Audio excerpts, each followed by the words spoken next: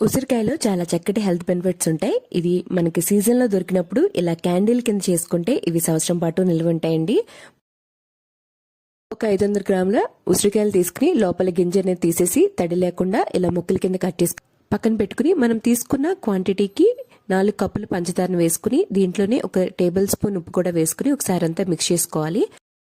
ఈ ఉసిరి ముక్కల్ని పంచదారని 2 రోజుల పాటు మూత పెట్టేసి ఉంచితే దాంట్లో వచ్చే పాకం ఉసిరి ముక్కలకి బాగా పడుతుంది. 2 రోజుల తర్వాత ఇవి ఎండలో పెట్టుకుని ఒక 4 రోజుల పాటు బాగా డ్రై అవనివ్వాలి. అప్పుడు ఇలా ఉంటాయి. ఇప్పుడు దీంట్లో ఒక చిన్న టీ గ్లాస్ పంచదారని గ్రైండ్ చేసుకుని ఆ పంచదార పొడిని ఈ ఉసిరి ముక్కల మీద వేసుకోవాలి.